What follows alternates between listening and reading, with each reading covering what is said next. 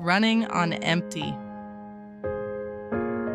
A Burnout Recovery Guide for Moms Who Have Nothing Left to Give and Still Keep Giving by Sarah Mitchell, published by the Pelican Atelier. Important notice, this book is for informational and educational purposes only.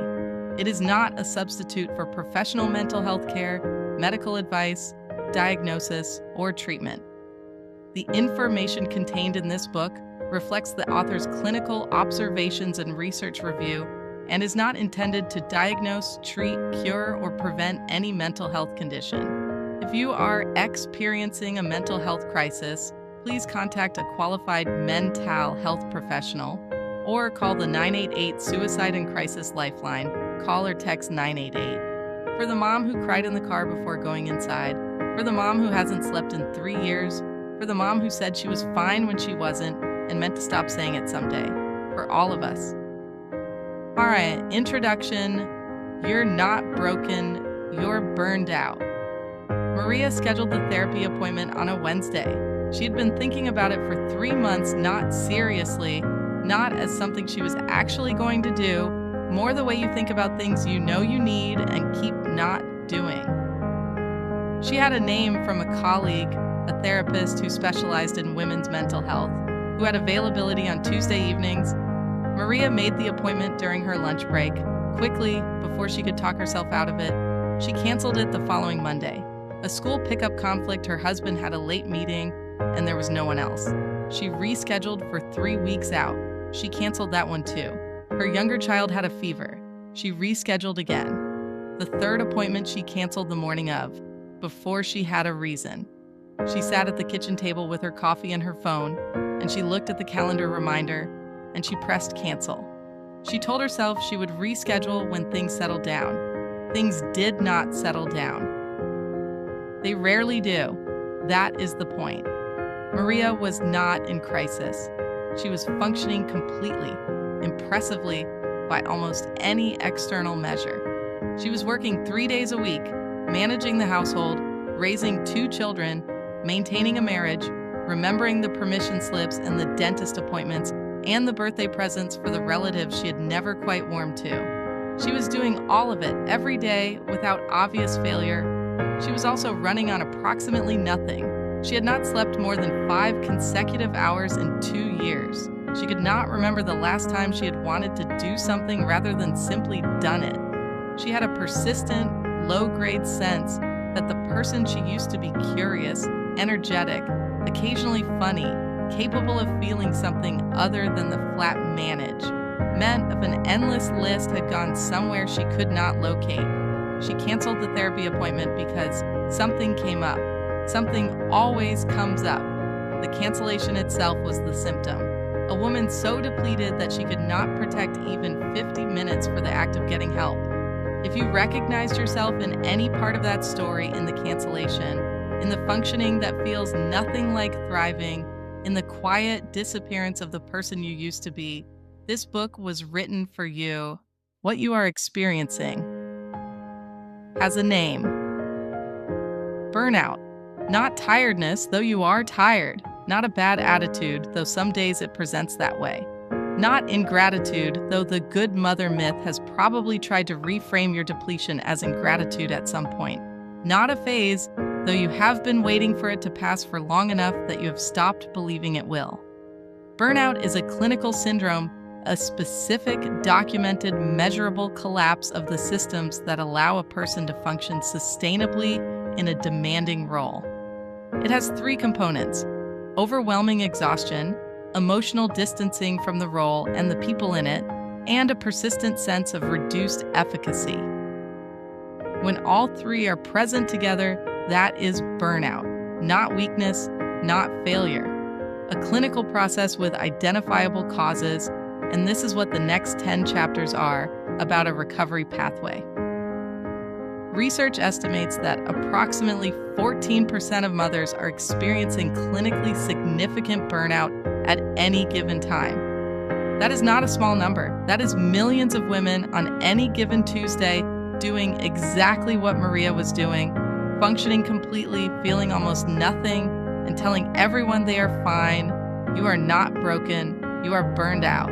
And the distinction matters more than it might seem because the word you use to name your experience determines the action you take in response to it.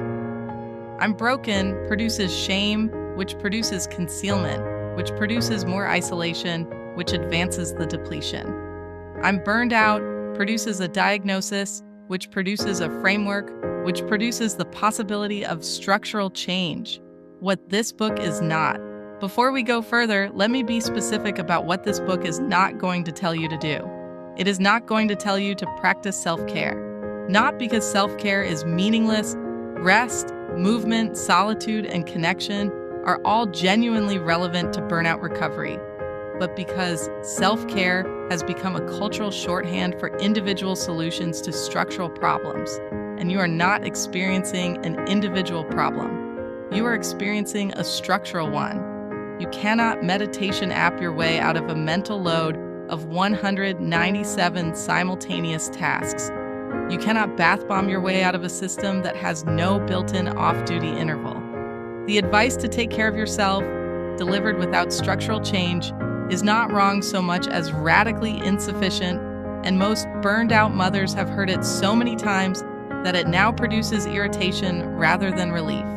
This book is not a replacement for professional mental health support. If you are experiencing symptoms of depression, anxiety, or any other condition that requires clinical care, please pursue that care. Chapter 8 tells you how to access it, including affordable options. This book can accompany therapy. It is not a substitute for it. This book is not for mothers who have it together and want to optimize. It is for mothers who are running on empty, who are functioning, possibly impressively, and who are privately disappearing inside that function. If that is you, keep reading. What this book actually is. It is 3 things simultaneously.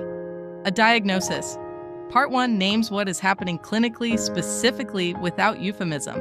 What burnout is, what caused it, what it is doing to your body. You cannot begin to change a condition you have not correctly identified, and "I'm just tired" is the wrong identification. The right one changes everything that follows. A roadmap. Parts 2 through 4 provide the specific structural framework for recovery. Not "take better care of yourself," the actual mechanics of how to sleep more in a house with children, how to redistribute the invisible load, how to ask for help in the specific language that actually gets it, how to set limits that hold, rather than limits that erode by the following Wednesday. The tools in this book are tools, not aspirations. They work when implemented imperfectly in real life. A permission slip. Chapter 4 exists for this reason alone, because information without permission is just another item on the list of things you should be doing and aren't. Before the roadmap can be useful, you need to believe you are worth the trip. That belief is what Chapter 4 is for. Read it before you read anything else in Part 3. What this book actually is. It is 3 things simultaneously. A diagnosis. Part 1 names what is happening clinically, specifically, without euphemism. What burnout is, what caused it, what it is doing to your body. You cannot begin to change a condition you have not correctly identified, and "I'm just tired" is the wrong identification. The right one changes everything that follows. Air roadmap. Parts 2 through 4 provide the specific structural framework for recovery. Not "take better care of yourself," the actual mechanics of how to sleep more in a house with children, how to redistribute the invisible load, how to ask for help in the specific language that actually gets it, how to set limits that hold, rather than limits that erode by the following Wednesday. The tools in this book are tools, not aspirations. They work when implemented imperfectly in real life. A permission slip. Chapter 4 exists for this reason alone, because information without permission is just another item on the list of things you should be doing and aren't. Before the roadmap can be useful, you need to believe you are worth the trip. That belief is what Chapter 4 is for. Read it before you read anything else in Part 3. the promise. By the end of this book, you will have done 4 things. You will have named what is happening correctly, clinically, without self-blame. You will have understood why it happened structurally, not personally. The system did this. You are not the problem. You will have concrete tools to begin changing the structure-specific scripts, specific exercises, specific frameworks for the conversations and changes that recovery requires. And you will have, somewhere in the reading of Chapter 4, given yourself something that no amount of information can substitute for: permission. Permission to not be okay. Permission to need things. Permission to be more than this one role, however significant the role. That last one is the hardest. It is also the one that makes everything else possible. Maria eventually went to therapy.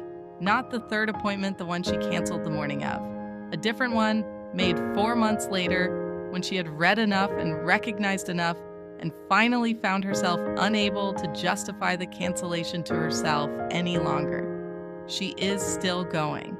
The structure of her life is not unrecognizable. The same children, the same marriage, the same work. It is differently arranged. The load is more visible, more distributed, less entirely hers.